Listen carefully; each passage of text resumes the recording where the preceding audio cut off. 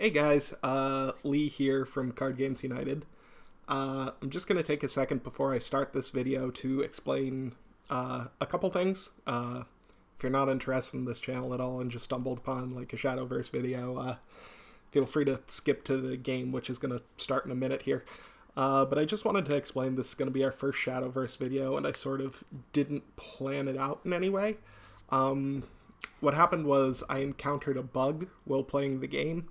What I think is a bug, at least. I still have to look into, I don't know, I guess how some cards work and things like that to make certain it's not just me misunderstanding some cards or something like that. But I think I encountered a bug, so I had to get the recording of the game so that once I've dotted all my I's and crossed all my T's, I can send it off to the company that makes the game. Hopefully they can fix it in their next patch or whatever. But that said, I've always wanted to include some Shadowverse content on the channel because it's one of my favorite CCGs.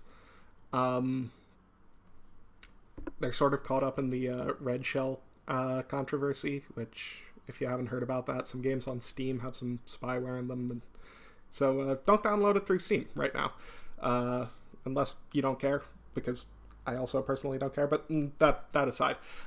So I didn't plan to do it like this. I wanted to have the channel a little more set up before I started doing it, and at least like have, say, Andre here with me, things like that.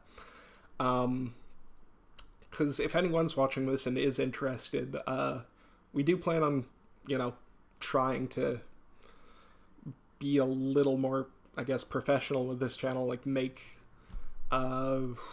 channel art, just get setups that actually work for recording videos and things like that. And for now, we're just sort of practicing, trying to put our feet under us, see what we know we're doing. We're also just, kind of doing it cool and casually for fun, stuff like that. But that said, even though we do plan for this to remain cool and casual, I did want to at least have like someone else here with me, probably Andre, when I started putting this stuff up. But like I said, I encountered this bug and I wanted to go through, get the video, and so I thought, hey, why not show off the game? Alright, so I'm gonna go straight into this game. I'm going to be playing my rotation Lindworm deck. I run up against we'll just say Blood for now, and I'll discuss some of the things that tip me off to what they're actually playing. Blood is actually one of my favorite classes. I like Dragon. Dragon's probably like my second or third, depending on how you want to count the Rune. Rune's interesting because it has some of the decks I love and some of the decks I hate. So, opening hand, I decided to put back my Lindworm and the Seraphic Blade, because it's not Haven, so I don't think the Seraphic Blade's going to be that useful, and 10 play points is obviously too heavy to keep in an opening hand. I end up just redrawing the Lindworm, which kind of sucks. But I do have a 2-drop, so I'm hopeful, and then I get the Dragon Oracle off the top, and I'm on the play, so should be able to get the ramp out and start really pushing towards my end game. I see him drop the little amulet there that damages him. It's a fairly standard play for most Blood archetypes. I obviously go for the ramp. And so it kind of hands him the tempo, but I'm not that worried about it. Plays a 2/2, which is not unexpected, and plays another of the Restless Parishes, which again, not that unexpected, but does heal him back up to full with the ram, which is not a bad use of it, because it's a 0 and all that. So I just decided to drop both my 2-drops on board and kind of ignore the ram. Usually not the best of plays. You usually want to take out that ram. And by the way, by now I'm starting to suspect Jormungand or Jormungand to Bat, but they're basically the same deck. Anyway, he plays the draw, gets the draw, ends up crashing his 2-drop into mine. I'm totally fine with all of that. So this turn I just go ham on the amulets and my Sun and Moon to just add to that count of non-followers. I play the Tsukuyomi here instead of the Amaterasu. Usually you don't want to do that against Blood, because if they attack into it, it counts as damage during their turn. So it can make their Darkfest bat a little bit bigger.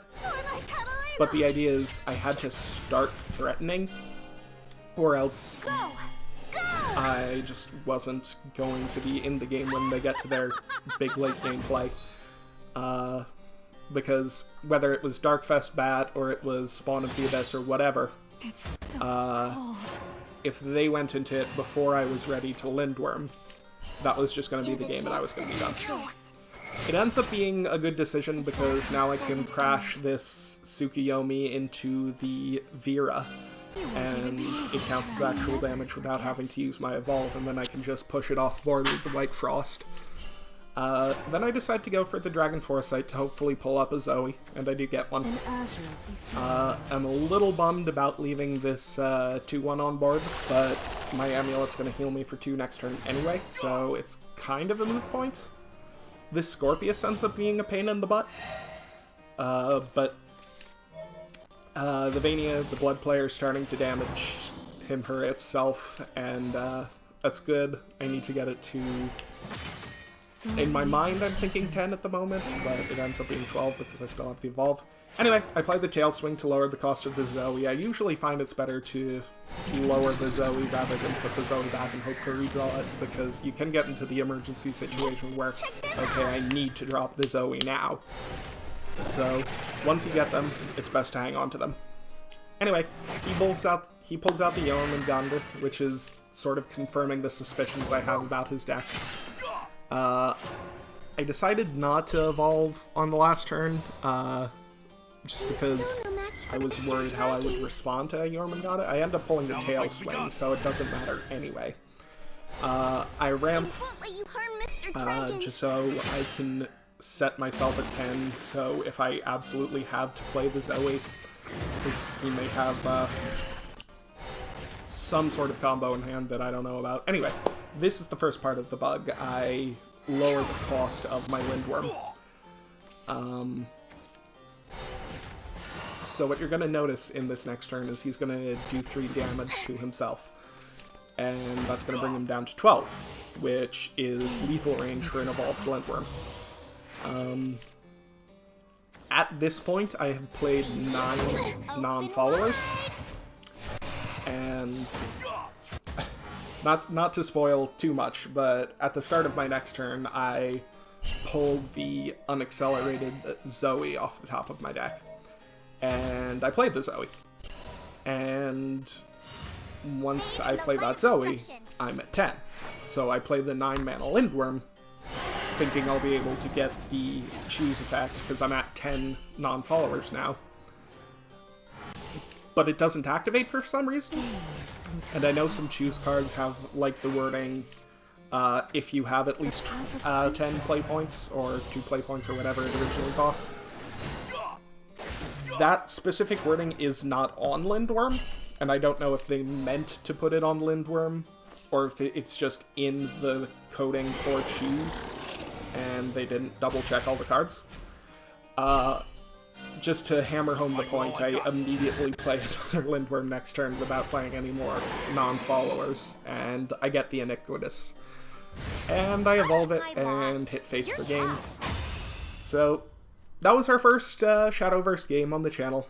I'll probably be putting up some more, just because I got all the software and stuff to do this. I really love this game. I hope y'all will stick with me if I put up some more. Hopefully I get Andre or someone to record these with me, but that was the video. Bye, guys!